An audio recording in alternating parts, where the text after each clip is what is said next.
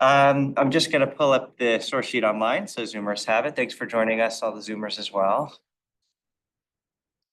And then we'll get started. But I want to open with a question, which is, why do we read Shir Shirim on Pesach? What are some reasons that you can come up with? Need to back up from that. Go ahead. Why is it in the canon? Oh. Okay, we'll get there too.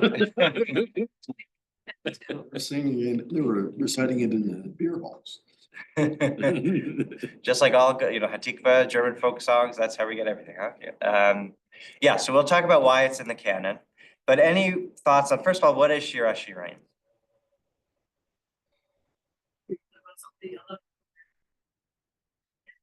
Right. Literally, it's a very erotic story of two lovers, and they're often missing each other, right? It's sort of one is there and the other's gone, or the other's there and the other's gone, and it's this longing and this misconnection, but it's very romantic, it's very erotic, and the question was, what is this doing in our sacred Torah? And it was Rabbi Akiva, which we'll get to, who insisted that not only should it be in our sacred Torah in the canon, it is the most sacred, it is the Kodesh Kodeshim, it's the Holy of Holies. Okay, so And part of how he justified that decision was that he understood it not as a story between two human lovers, but an allegory for the love between.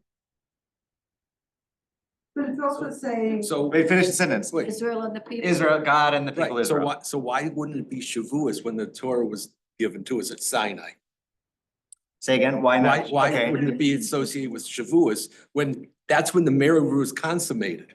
Great, okay, so are you saying, why don't we read? Ruth? Yeah, that was. You're saying, why don't we read Shir Shirim at Shavuot, or why don't Yes. we read Ruth at Pesach? No, why don't we read Shir Shirim at Shavuos? It's a great question, because that's right. Well, the thing, so Shavuot being the giving of Torah obviously is connected to Sinai. Pesach is also connected to Sinai in that we are freed from Egypt so that we could receive Torah from Sinai. So the Sinai connection is relevant for Exodus as well. We didn't know from God yet. at That's that fair. point. That's fair. I think sometimes it's, you have If too any- many good if options. If anything, we may have been betrothed, but we weren't married yet. That's fair. But Ruth happens at the barley harvest. And that's. Too bad. And when does Shir Shirim happen? If we're going seasonally? Spring. Spring. Spring. The things And that- Pesach is Chag HaAviv, which is spring. And there's also some midrash between Aviv and Ahava, love and spring, but also romance and blossoms and all of that, right? So. Did Rabbi also designate it to be read on Pesach, or is that rabbis doing? That's a great question. I don't think it was Rabbi Akiva who designated, but it may have been. I'm not sure when it got tied to Pesach. Is a great question. I'm not certain about it. But I agree with Ron. I mean, it should be, the combination is Shavuot. Yeah. But Okay, good. Well, I love this as a starting place because I brought some sources that really explain why we do Shir Shirim on Pesach. So you'll tell me afterwards if you're moved at all and convinced or still not.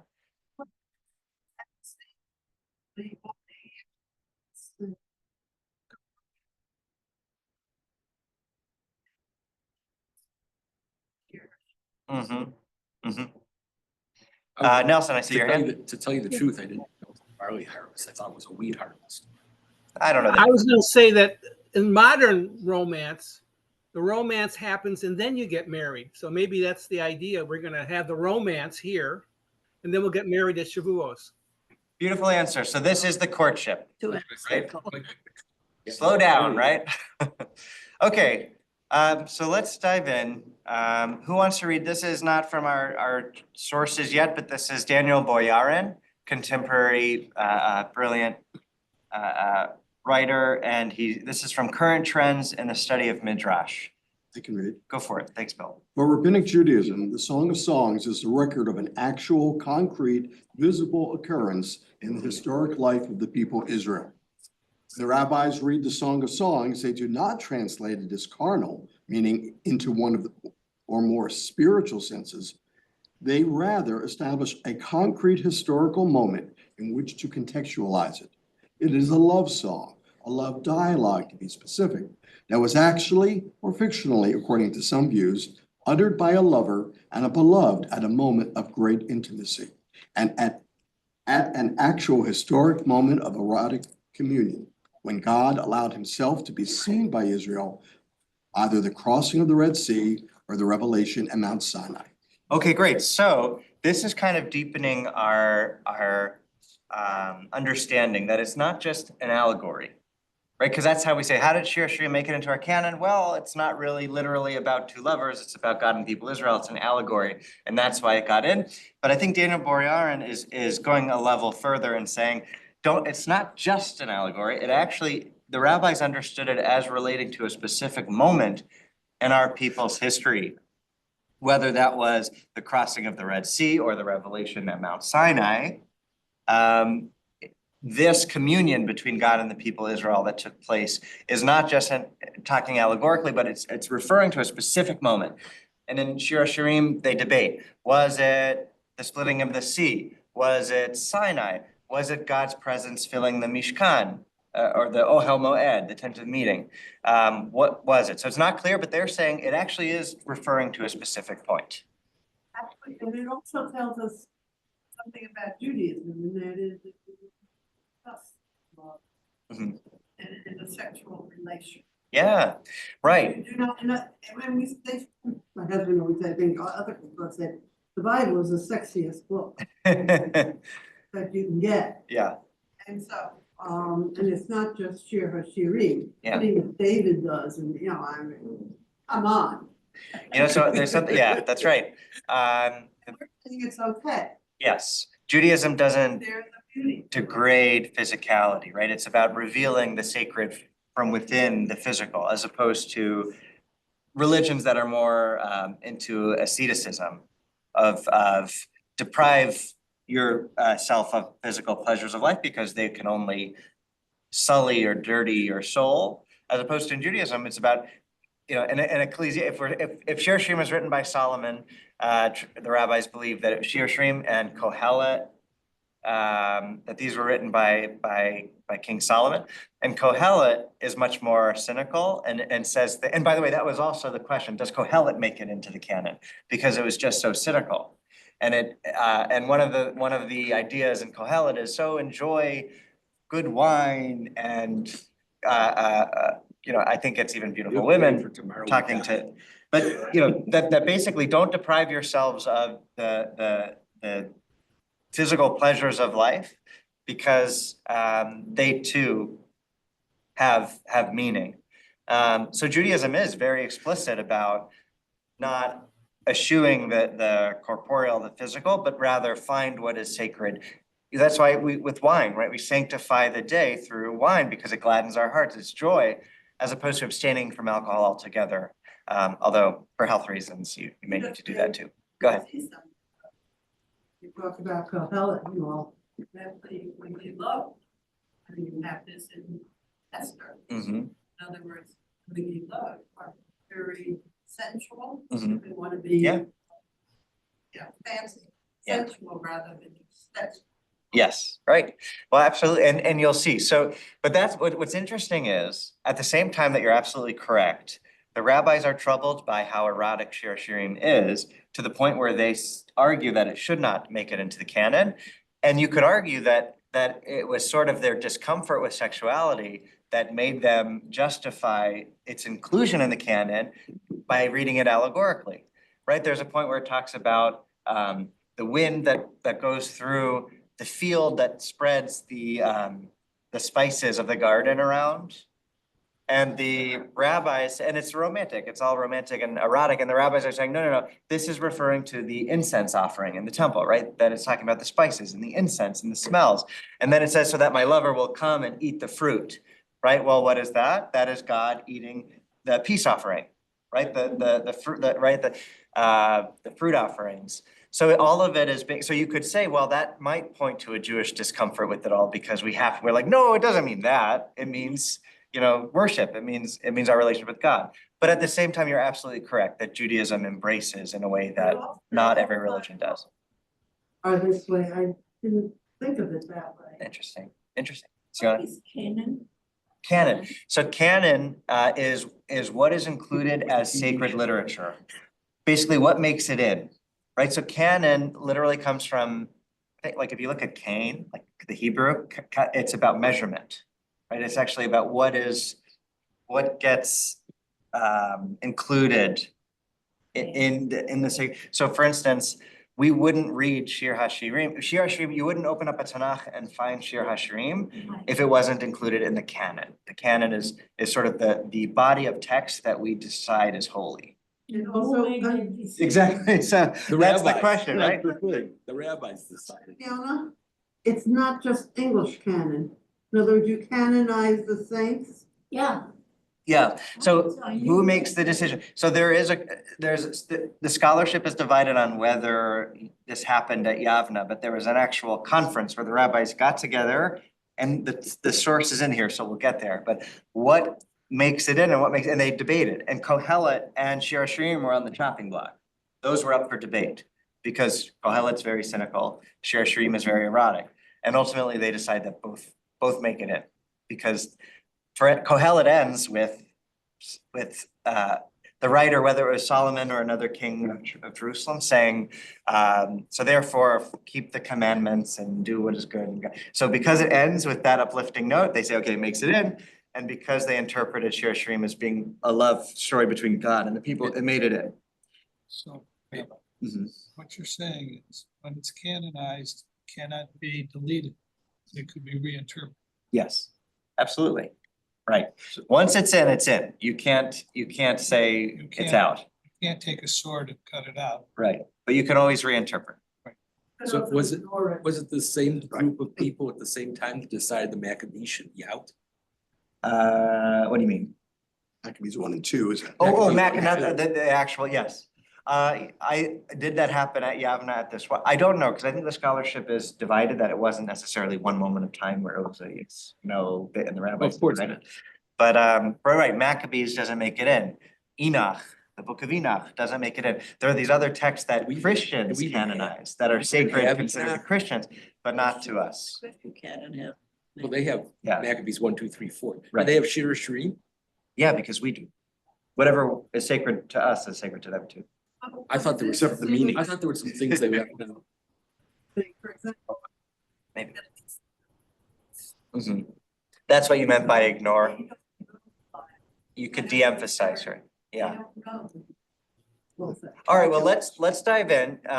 So let's go to here is actually, we're gonna get our canon debate. So who wants to read Mishnah Yadayim 3:5? Hands? Yeah, you'll see why. You. Any takers?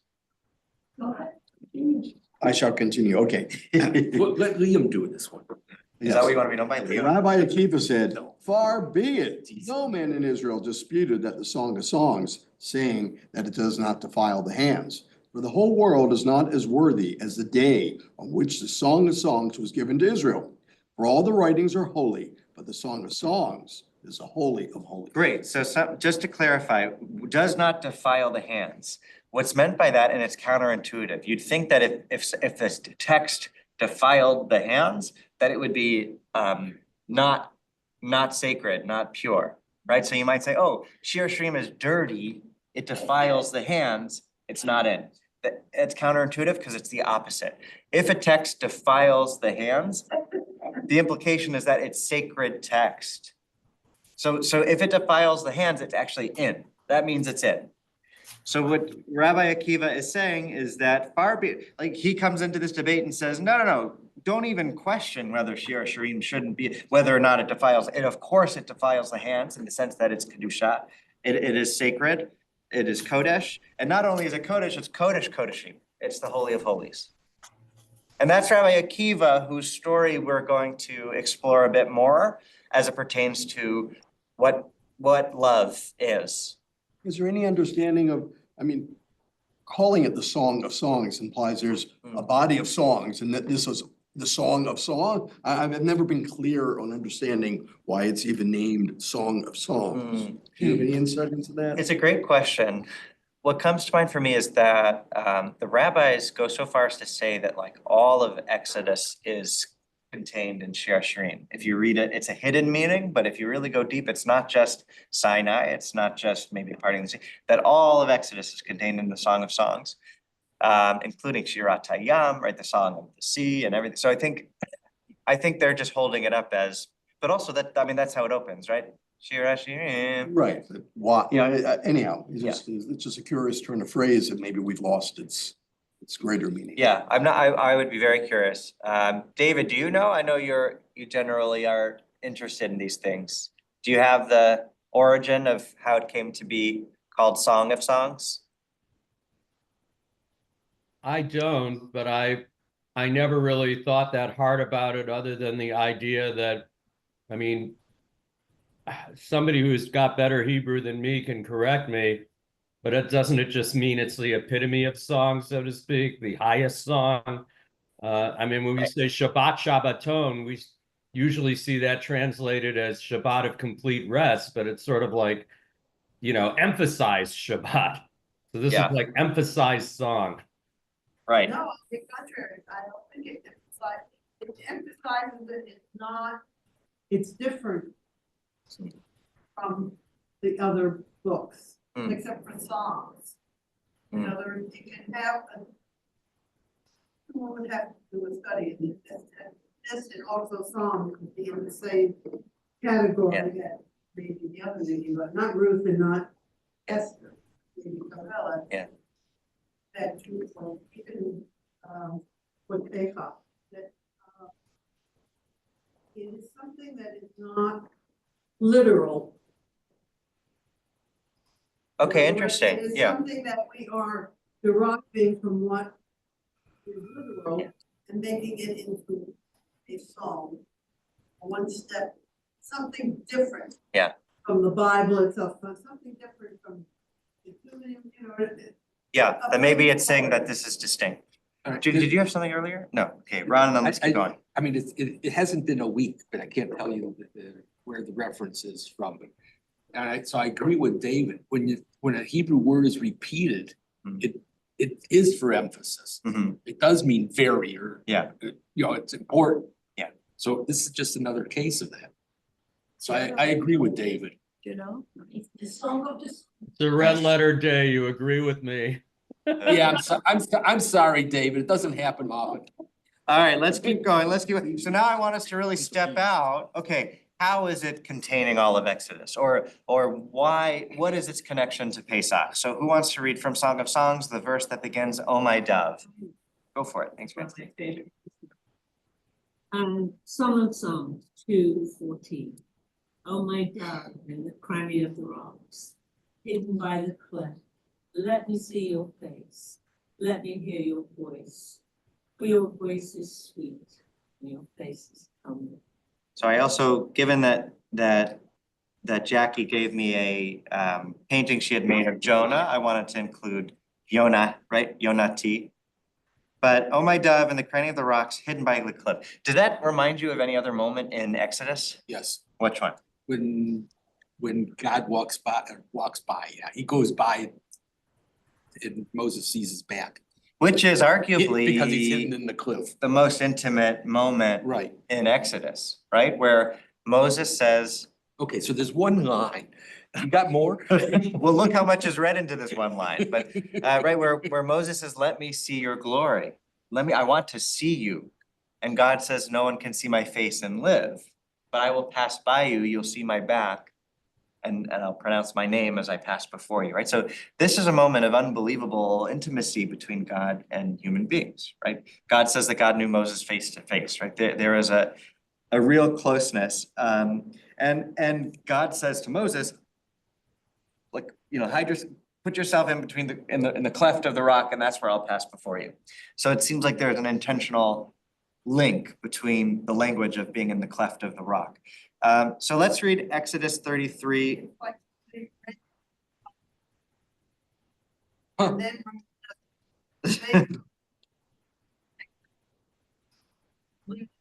Right. Exactly right. So this is not the right, that's a typo. This is from Shir Hashirim. It's not Exodus. But go ahead. Who wants to read from Midrash Song of Songs? Go ahead. Exodus 33:19. Which is a typo. That's a typo. It's from Shir Hashirim, from Song of Songs. It's just plain wrong. Yeah.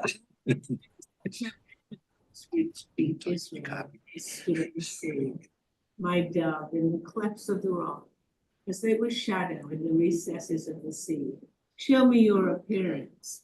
This is what is written. Stand and see the salvation of the Lord. Let me hear your voice. This is the song, this is stated. And Moses and the children of Israel sang, for your voice is pleasant. This is the song, and your appearance. As Israel would point with a finger and say, this is my.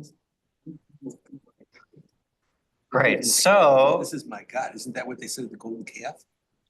these are Eleg Elohim, if this is your God, or these are your gods, yeah. But so what's happening here, Rabbi Eliezer interpreted the verse, my dove in the cleft of the rock, instead of bringing us to Moses in the cleft of the rock as God passes through, where does he take us? To the Red Sea, and saying that they were between a rock and a hard place, right? They were advancing Egyptians in the sea, but they're hiding from the advancing Egyptian army. Actually, they were between the water.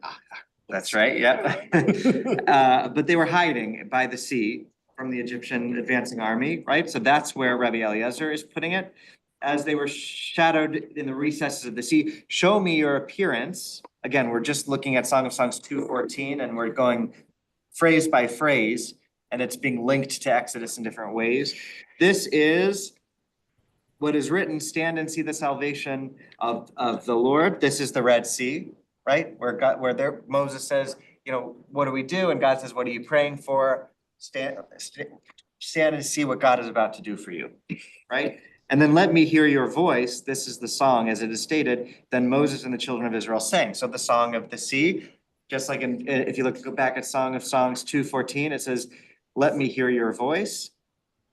And that's God telling the people, let me hear. So you can see it's reciprocal. Part of it is reading what people are saying to God, and part of it is what God is saying to people. Let me hear your voice, and we sing to God, Az Yishur Moshe, right? Then for your voice is pleasant, this is the song, right? It keeps going. And then the final phrase it's taking from this verse, and your appearance, Marecha, is lovely, as Israel would point, Marine with the finger, and say, this is my God, and I will glorify him.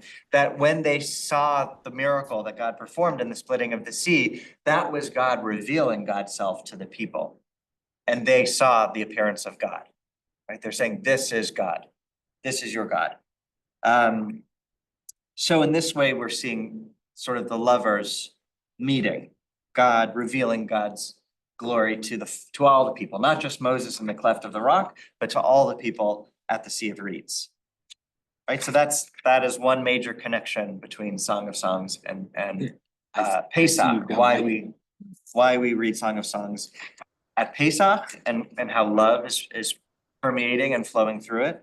So let's keep going. This is the real Exodus 33.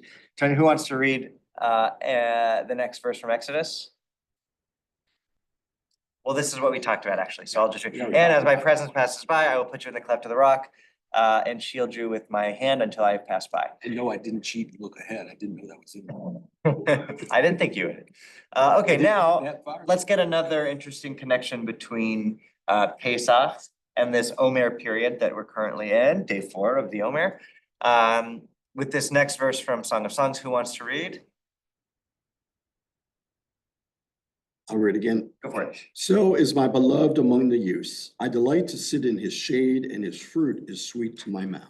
So there's a couple interpretations around this. One is that God offers this shade from the apple tree, but I guess it's not a complete shade, or you sit in it and you're still hot or whatever. So most people flee from it.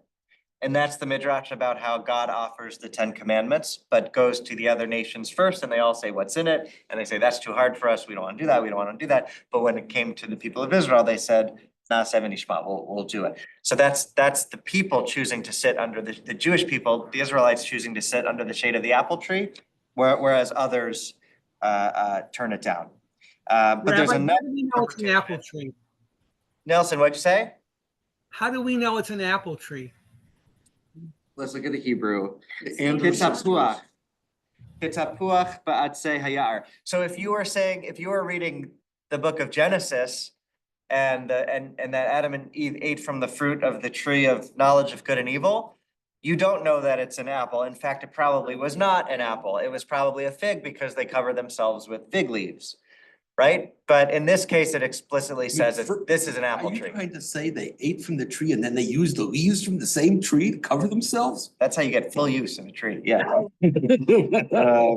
Rabbi, wouldn't another way to look at that be if the two trees in the center of the garden are absolutely unique, we have no idea what the fruit is because there's only one of that tree and it's in Gan Eden, so we don't know what it is? Totally fair, right? It doesn't say. So you could surmise that it was a fig tree because they use leaves, or you could say this was a unique tree whose fruit we don't actually have anymore, that it was totally unique. Okay, yes, Judy. The part we just read where the other nations didn't choose God, that's Shavuot more than, Okay, good. So you're saying not only am I not convinced, I'm Shavuot, less because it's- convinced because right, it's about the giving of Torah. Yeah, but still arguably, I'd say that Pesach represents like, yes, Shavuot is the giving of Torah holiday, absolutely. But I think when you talk about our freedom from Egypt, that, I mean, everything comes from there. Why does God free us from Egypt? So that we can, right? God says, let my people go that they might serve me in the wilderness, right? That God has a plan through our Exodus that is Actually, culminating. Rabbi, let me try this on for size. Real quick, David, Ron has something first and then I'll get to you just because he had started. Okay, Go ahead. All right, what I was gonna say is that there is nothing in Torah that says anything about receiving the Ten Commandments or the Torah on Shavuos. It's a harvest holiday. Yeah, right, the rabbis It's the calculate. rabbis that did that later, Right. so I mean, maybe Mm, with that in mind, that's why they put Shir Shirim here. yeah, totally fair, because maybe it wasn't always. Because maybe, yeah, Associated exactly, it wasn't the way that- associated with the good. Torah yet. David, go ahead. so I'm gonna respond to that first and then offer what I was gonna offer. My only response to that, Ron, is not to disagree, but only to suggest that what the rabbis infer, given the timing that seems to be implied in the Torah, is not as much of a stretch as a lot of other things they infer. It doesn't seem like that much of a stretch anyway to me at all. When I But, look at, when I look at what it says in the Torah, it's very easy to misinterpret and think that it should have been like a month later. They do I have have- some reference, there are some references in the Torah to when something happens in terms of this month from the Exodus or that month. Yeah, and et that's why I cetera. think I think can't it's say out- whether they all agree with each other because I haven't even looked at that and I don't know what the rabbis say specifically. But it doesn't seem like the inference is so far off or maybe even off at all that we have to be that troubled by it. But be that as it may, the only other thing I was going to offer is that so Shemini Atzeret is the Atzeret to Sukkot, and it happens right away. But if I'm not mistaken, the rabbis in the Talmud refer to Shavuot as the Atzeret of Pesach. Yes, yes, they So do. that being the case, that makes the connection to counting the Omer to the idea that we're free at Pesach. But what are we free for? We're free for getting the mitzvot, getting the Torah, which we commemorate at Shavuot. So the two holidays are connected just as much as Shemini Atzeret and Sukkot are connected. Perfect way for this next text because it talks about the Omer. So who wants to read? Rabbi Azariah said.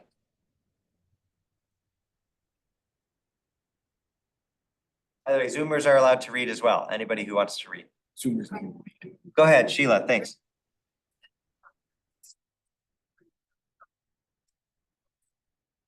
Produces ripened fruit is 50 days, excepting from the time that its brother parted from Egypt until they received the Torah, it was 50 days. Right, so Rabbi Azariah, whether or not this is accurate in terms of natural science, I haven't confirmed or denied myself, but let's give him the benefit of the doubt. Just as this apple tree, from the time it produces its blossom until it produces ripened fruit is 50 days, so too for the time that Israel departed from Egypt until they received Torah, it was 50 days. So why is it an apple tree in Shir Shirim and what does that have to do with Pesach? Well, because the apple, it takes 50 days to ripen. So too, we were freed, but then it took 50 days, which is the Omer period that we're in. We're in day 4 now of ripening in the wilderness in order to be ready to receive So then we Torah. couldn't have chlorosis until Shavuos. Right, We no don't have apple, apple, yeah, yeah. that's right. Save them from the year before. Yeah.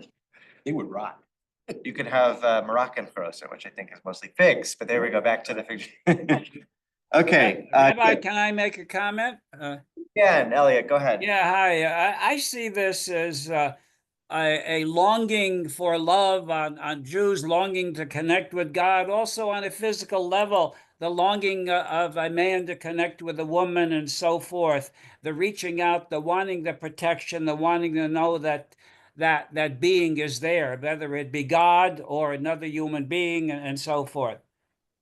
Absolutely, right? A lot of Torah is speaking in the language of human beings, right? Giving us, Maimonides says a lot of it is metaphor. Certainly the stuff that refers to God as having a body, but why is it written that way? So that we will understand, right? It's not that God actually gets jealous, because jealousy is a human emotion and you can't ascribe human characteristics to God. We do it all the time. But we wouldn't understand the story if we didn't have that kind of language. So to here, maybe we're getting this allegory of human longing and love for one another in order to help us understand the divine human relationship. And the sort of romantic, the desire and the longing, as metaphor to help us understand it. And what about a child reaching out to the mother for protection, to be Yeah, held up? well, usually you get that in terms of metaphors or analogies for God and the people. It's compared to parent and child or king and servant, right? But I guess our canon decided that something was missing and it also needed a human to human loving romantic relationship to give us maybe another facet of what the relationship is. By the way, Kabbalistically, and in Hasidism, that sort of eroticism is maintained in prayer. What are you doing when you're doing a mitzvah or when you're praying? You're reuniting aspects of God in this Kabbalistic erotic way. So again, the romantic erotic piece of it seems to be necessary to communicate another aspect of And the dancing. the relationship with the divine. The dancing, the shuckling, I mean, all of it could. Something I'm convinced is something else. Okay, but I would like to be too. Please, I want to believe you because I'm very uncomfortable with that. Okay, Chocolate? yeah, that it is also, That it's erotic. potentially it's an erotic, Oh. because you're reuniting aspects of God and anyway. So let's keep going. But again, the fact that Judaism doesn't denigrate these things, but elevates them as holy, My when idea, used correctly, my channeled correctly. idea on the shuckling is kind of like the nusach. It helps you do the words right. Oh, that's interesting. Absolutely, That you know where you are, which, like It's the what rhythm position of you're the in. Torah. yeah. Okay, let's keep going. So now we're gonna get into more stories and we're gonna go back to Rabbi Akiva, who was the rabbi who insisted that Shir Shirin makes it in. Who wants to read from Sota 17a? This is from Talmud, from Tractate Sota. Didn't you miss the Song of Songs about? Did I? Yeah. Oh, I did, thanks. Okay, I'll read real quick. Let me be a seal upon your heart, like the seal upon your hand. For love is fierce as death. Passion is mighty as Sheol. Its darts are darts of fire, a blazing flame. Right, Sheol here is synonymous with death, in this case, Sheol being sort of the nether world but love is fierce as death. I also wanted to bring in light of Jackie, that what does it mean for love to be as strong as or as fierce as death? What do you make of that line, which I'm sure many of us have heard? It's a very famous line from Shir Shirin. People kill because of jealousy. Well, I was Sure. gonna say, love is so compelling that you can't resist it. Death is compelling. When it comes, you have to take it. Okay, so Elliot, I think we're saying like Cleopatra, right? The face that sent him 100 ships or whatever, right? And Nelson is saying as compelling. Say more about, wait, what? Helen of Troy. Helen of Troy, did I say Cleopatra? Thank you, Helen of Troy. Nelson, what did you say about love being as compelling as death? It's compelling as you can't resist it. It's there. It's a passion. That's what a passion is, something you can't control. And it's like death. When death comes, you have to greet it. Great, that it's this unavoidable force that just overwhelms you, right? Yes. That, yes, you're sort of powerless to react. That's great. I also think of it as being that death is so final, but love is fierce as death. It kind of makes me think of Chad Gadya as like, well, what comes to, right at the end of God smites death, right? The death of death as God comes to smite the angel of death. That what is more powerful than death? Maybe there is something, and that is love, right? That if you look at all of Jackie's artwork and all the ways that her love has enriched our lives, that is strong as death, right? That even though a person ultimately is destined dust to dust, ashes to ashes, dust to dust, their labors of love, their works in this world, their loving relationships, the people they've touched, that is strong as death. That remains, right? There is something that can overpower death, even if death is inevitable and final. And we continue to love people who have already died. Absolutely, right? Love knows no bounds in that way, right? That you still continue to love somebody after they're gone. Love is as strong as death. What are we seeing here is the seal upon your hand.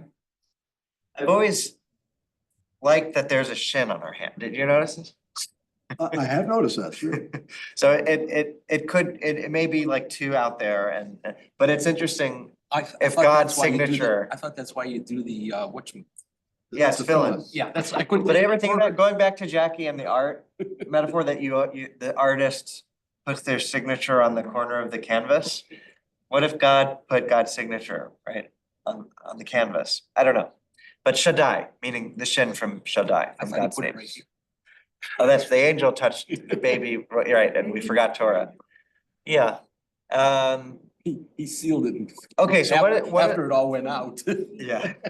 What is Rabbi, Rabbi? in terms of love surmounting death, we'll be saying Yisker in a few days.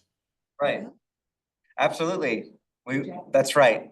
So that's also maybe the connection to Pesach, right? With Shir Shirim, that we say Yisker, and that love is strong as I death. do.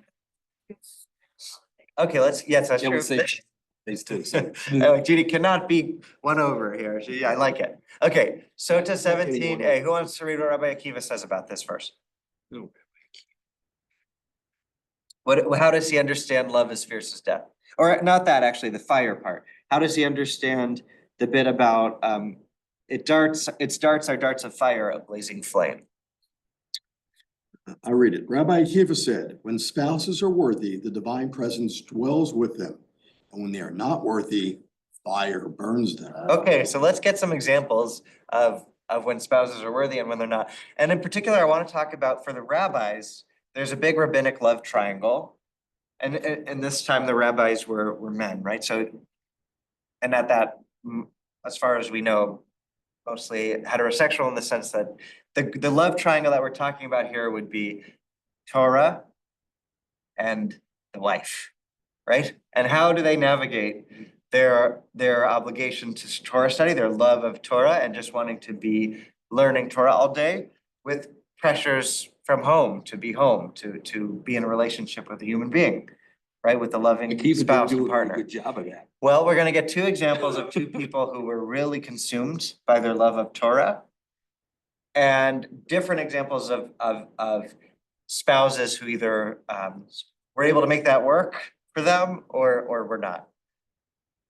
One tragic and one triumphant example. So let's read from Ketubot 62b. Who wants to read? Rabbi Akiva was burned at the end. He was burned, going back to the fire. That's interesting to hear. That's a great point. So Judy is saying that it's interesting that he talks about love being like fire that consumes you if you're worthy of a worthy spouse, or otherwise it's darts of passion and fire. If you are worthy, it burns you. If you're not, the interesting irony is that he is burned. He's actually flayed alive, right? Rabbi Akiva is flayed alive But you could use that metaphor. So we're Nadav and Avihu. Yes, You wanna throw strange them into fire, this? right? They were offering strange fire. Nadav and Abihu, Aaron's sons, offer strange fire and God consumes them because God didn't ask for that. But let's continue, let's read. So this is as it is related about Rav Rachumi. Any takers? Okay, I can do it. This is as it is, okay, Sheila, go ahead. Gemara, is that the one we're doing? Yeah, Ketubot. Like, Oh, I'm sorry. Above it. Above. Yeah, there are two.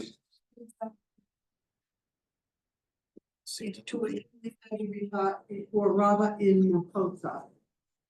He was accustomed to come home to his home every year on the eve of Yom Kippur. One day he was put through the dressed in the halacha. He was studying, so he remained in the study hall and did not come home. His wife was expecting him that day and continually said to herself, now he's coming, now he's coming. In the end, he did not come. She was distressed by this and a tear fell from her eye. At that exact moment, Rav Ropani was sitting on the roof. The roof collapsed. He died. Actually, if you remember this, we studied this earlier in our midrash, but well, real quick, just as by way of reminder, Rav Rachumi, his name in Aramaic means beloved or loved. So that's kind of what's interesting here is that he is loved by his wife, but he never comes home. He's so engrossed in Torah study, he's studying on the roof, and he was accustomed to come home once a year. And when was that? Which is when what act of intimacy is prohibited, right? Sex, right? So he comes home on the one night he can't have sex with his wife. So there seems to be a real distance, right? No real respect for her experience of the world. He really has abandoned her. He came home that day. That doesn't mean he left the next day. He may have stayed for a week. Yeah, but I think that of all the days to come home, I think that, oh, I see what you're saying. I'm reading it as that's the one day he would come home. But still, you expect, if you're away from your wife for a year. Yeah. The day on which you return home, you would expect. Is another day not to You do it. kiss and hug a little, you know? Right. But here is an example of somebody so married to Torah that he is totally neglecting his wife. She cries a single tear, and at that moment, the roof collapses. Rabbinically, this is going back to traditional roles, gender roles, but the wife is seen as the house and actually even referred to as the house at times, right? So what's interesting is the house collapses, right? He has caused her undue pain and the whole roof crumbles, right? This is, you cannot sustain this kind of relationship. This is not the kind of love, right? Even to be so engrossed by Torah, but not to the point of totally neglecting your human relationships. Wasn't, I guess I'm not reading this as.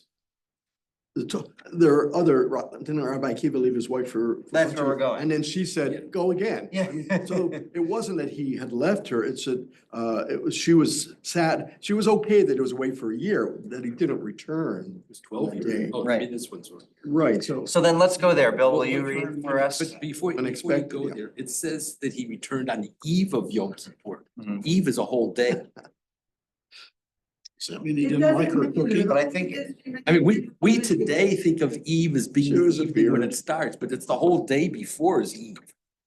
Yeah, In fair, tradition. fair. But I, Also, you don't know if that was the day she could even have sexual relations. that's true too. So, Well, she needs to get her schedule to get. Need more details. I don't know if she has control over that. But yes, I think I understand this as being coming back in time for Kol Nidre, right? Like I don't think. So this way we read it today. I think That means he didn't like her cooking. Right, could just not want to eat, right? Maybe just doesn't want to eat. Okay, let's keep going. Bill, will you read for us? The Gemara further relates. The Gemara further relates, Rabbi Akiva was a shepherd of Ben Kalba Savua. Savua, one of the wealthy residents of Jerusalem. The daughter of Ben Kalba Savua saw that he was humble and refined. She said to him, if I betroth myself to you, will you go to the study hall to learn Torah? He said to her, yes. Okay, so keep in mind the status here, right? Rabbi Akiva was a mere shepherd to Ben He was a Kabla stable boy. He's a stable boy. He's unlearned, right? And he falls in love with a wealthy man's daughter, right? They are of a higher class, of a higher educational level, right? So she falls in love with him, but on one condition, you gotta raise your game. You gotta go study Torah. Okay, he said to her, I'll do that. Well, two conditions, because she became betrothed to him privately. So it was not a public betrothal, right? And sent and go off to study. Right. Her father heard this and became angry. He removed her from his house and took a vow prohibiting her from benefiting from his property. Rabbi Akiva went and sat for 12 years in the study hall. When he came back to his house, he brought 12,000 students with him for dinner. And as he approached, he heard an old man saying to his wife, "For how long will you lead the life of a widow of a living man, living alone while your husband is in another place?" She said to him, "If he would listen to me, he would sit and study for another 12 years. When Rabbi Akiva heard this, he said, "I have permission to do this." And he went back and he sat for another 12 years in the study hall. When he came back, he brought 24,000 students with him. His wife heard and went out toward him to greet him. Her neighbor said, "Borrow some clothes and wear them, as your current apparel is not appropriate to meet an important person." She said to them, "A righteous man understands the life of his beast." Shall I continue? Yeah, please. When she came to him, she fell on her face and kissed his feet. His attendants pushed her away, as they did not know who she was, and he said to them, "Leave her alone, as my Torah knowledge and yours is actually hers." In the meantime, her father heard that a great man came to the town. He said, "I will go to him. Maybe he will nullify my vow, and I will be able to support my daughter." He came to him to ask about nullifying his vow, and Rabbi Akiva said to him, Did you vow thinking that this Akiva would become a great man?" He said to him, "If I had believed he would know even one chapter or even one halakha, I would not have been so harsh." He said to him, "I am he." Ben Kalba, I can't get the name Ben again. Kabla Savua. Yeah, fell on his face and kissed his feet and gave him half of his money. The Gemara relates, Rabbi Akiva's daughter did the same thing for Ben Azai, who was also a simple person, and she caused him to learn Torah in a similar way by betrothing herself to him and sending him off to study. This explains the folk saying that people say, "The ewe follows the ewe." The daughter's actions are the same as her mother's. Right. So the story It's repeats so itself. ridiculous, because He was never home to make it, and then all 24,000 of these students died. Okay, wait, one at a time, one at a time. Well, that's why we should don't, yeah, let's wear mourning, yeah. Excuse me, Tom, when did you ever have a Like- kid? And it, you know what I mean, that While they were secretly betrothed. these. They make contact. Yeah. And besides which, this is really not a Jewish thing, Say more. because you don't know, and study and ignore your wife and ignore Peru or Vu. Yeah. We hadn't learned that yet. Right. He pretended to be a rabbi. Right. Right. Even 12 years, I mean, come on, people. Okay, so Bill says he likes it. How come? I was being facetious. Oh. It could be a male and a female perspective on this. I mean, he clearly was able to pursue his greatest passion in life.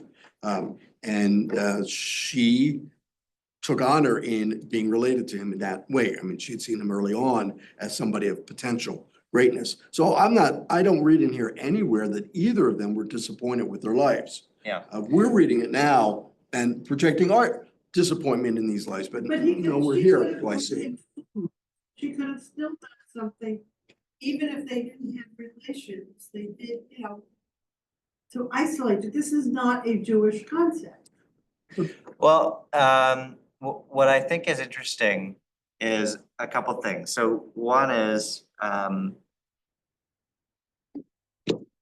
what, in rabbinic conversations about what is love or what is enduring love, it's, and we know this from Martin Buber as well, more in a more contemporary way, that the I-thou relationship, right? If you treat someone like an object for your own means, that's an I-it relationship, and I-it relationships are necessary, even in a loving mutual relationship of respect and love. There are times where you call upon each other to serve your ends, right? I need you to go pick up the dry cleaning. I need you, like I just don't have the time, right? And that's okay. It's like there's no way to avoid the I-it component of a relationship, but that Jewishly speaking, like Sheila's saying, a true relationship is I-thou, right? Where you are not you don't treat somebody as a means to your ends, but they are an ends to themselves, right? That you truly love another person, not because of what they can do for you, but because of who they are and what you can do for each other, right? So what's interesting in terms of male, female, vis-a-vis Shira Shirim, is that in Genesis with Adam and Eve, it says that the woman's desire will be upon the man. And there's a very interesting inversion that happens in Shira Shirim, which says that the woman's desire, that the man's desire will be upon the woman.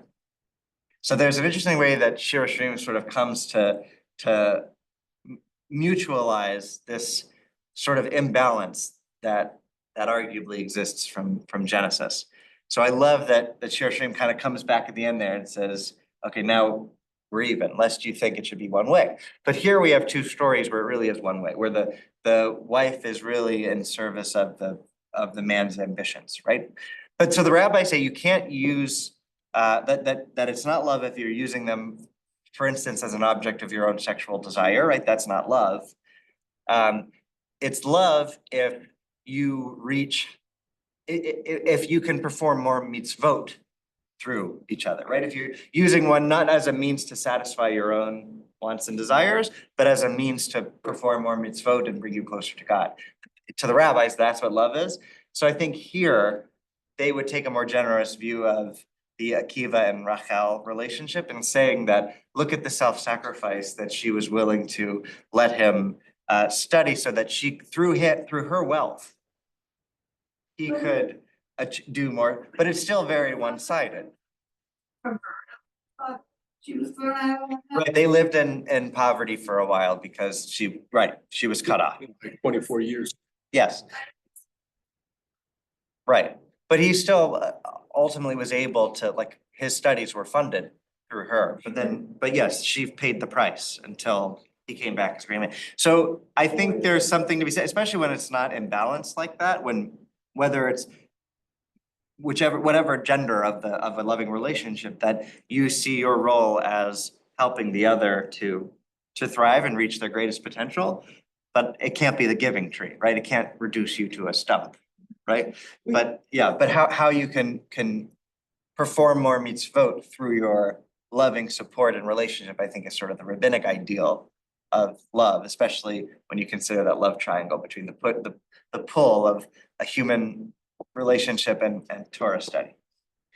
But one thing that struck me in all of this is sort of the waiting element of love and relationship, right? If you look at Shira Shirim, there's a lot of missed connections and waiting, right? If you look at Exodus and all of this 400 years in Egypt, right? And crying out and waiting and longing, and then God finally revealing God's self. And again, this sort of like this missing each other and longing for each other, and how so much of love is in the waiting. And in these stories, you had the Rav Rachume's wife who is waiting and waiting and waiting, and he never comes home, right? And here you have the 12 years and go back in another 12 years, which also makes me think of who else in the Torah? Jacob and Rachel and Leah, another big love story, Yaakov, right? Of work for me for 7 years and for Rachel, and then another set for Leah, and then another 7 for Rachel, right? There's all this waiting and this waiting, and the beautiful thing, I think it was Judy that you said that you still love somebody when they're gone. And I think going back to my grandma, that her husband, my grandpa Arnie, died when he was 79 and she died at 90. And she was younger than he so she lived a lot of her last chapter was without him. And we would have absolutely supported her dating or finding companionship elsewhere, no question. but there was something about it, she wouldn't do it. She wouldn't even entertain it. And I'm not holding that up as the ideal. I'm just saying it was an interesting thing about her, that I think there's so much to love that is waiting, that even love is strong as death, that even, wait, like I will wait the rest of my life out to reunite with you, God willing, in the world to come. So I wanted to end with this lover's discourse. This is by a French philosopher and writer, Waiting, contemporary. is the 400 years in slavery, is that waiting for God to get done studying? I don't, yeah, right, that's interesting. God is studying Torah, and no, I don't know about that, but that's a funny point. Who wants to read a lover's discourse? Again, go ahead. Ron, the Francis. iniquity of the Canaanites was not full. That's right. That was why God was waiting, right? God had this plan and God wasn't gonna punish the Canaanites yet. God was waiting for them to be worthy of the punishment of our coming But the in. Egyptians were ready before. Right. Okay, go ahead, Francis. Take us My home. love, yes, since I am waiting. The other one never waits. Sometimes I want to play the part of the one who doesn't wait. I try to busy myself elsewhere to arrive late, but I always lose at this game. Whatever I do, I find myself there with nothing to do, punctual, even ahead of time. The lover's fatal identity is precisely this: I am the one who waits. I know we're over time now, but if anybody wants to offer some reactions to that final piece. It's very. Yeah. It's very- Yeah. It's nice.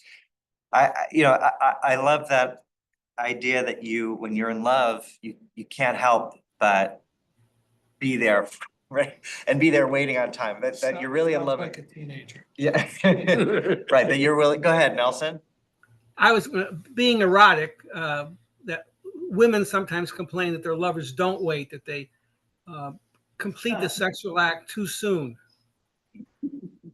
Interesting, so maybe even though this is a male writer here, maybe there's something that is really more better in capturing the feminine perspective here. And I think of it not just sexually, but that I often am running late to a million things, and I feel so badly that one of the arguments that Alex and I have is, I'm just sitting here. Like you said, you would be here, or and I read this poem and I immediately felt terrible about myself, but also felt how lucky I am that Alex must be in love She's to waiting. tolerate this. She's waiting. Right, she's waiting, and waiting. it's She's cruel that waiting. we do this to the people who love us, that we make them wait, but it is a testament of love that you're willing to be there waiting. So, It doesn't go the other way. Do you ever have to sit and wait? Probably more so now with the baby. yeah. It's a good question. I have to think of examples, but I'm trying to be more on time. I'm trying to respect people's, as I said, I was late today, 2 minutes late, so I apologize. But Faults, otherwise, if you're too perfect. yes, thank you.